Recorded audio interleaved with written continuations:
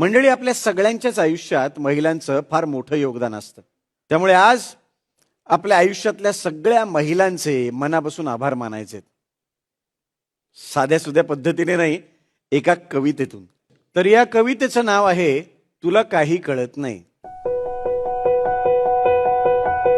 जिचे कष्ट आयुष्यभर कधी सरत नाही, खुशाल म्हणतो आम्ही तुला काही कळत नाही. तिनं उभा केला संसार, घराला दिला आकार. तिनं उभा केला संसार, घराला दिला आकार.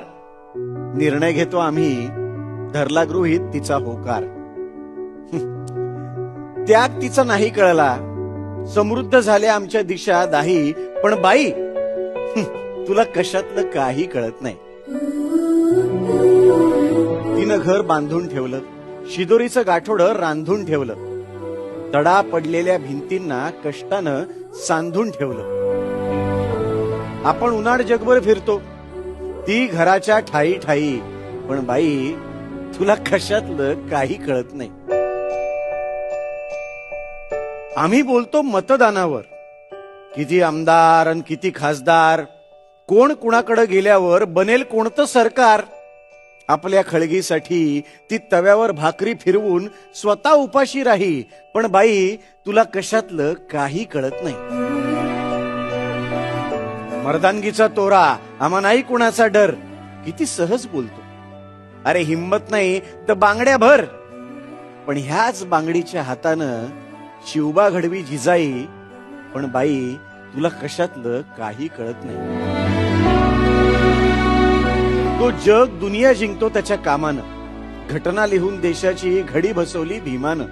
आणि घरातल्या घटना सोसते ती रमाई. पण बाई, तुला कशातलं काही कळत नाही. कष्टानं घामानं हाकतो आम्ही कारभार. तांदळाच्या डब्यात दडवल्या पैशानं ती लावते संसाराला हातभार. तिच्या हातभाराशिवाय जरी आमचं पान हलत नाही, तरी बाई, तुला कशातलं काही कळत नाही. ती खळखळणारं पाणी, तुकोबांची वाणी, रडणाऱ्या लेकरांसाठी आनंदाची गाणी. वेळ पडलं तर लेकरू पाठीवर बांधून लढणारी झाशीची राणी. तिच्याशिवाय जगणं नाही हेच आम्हाला वळत नाही. कसं म्हणू मी बाई, तुला काही कळत नाही. कसं म्हणू मी बाई, तुला काही कळत नाही.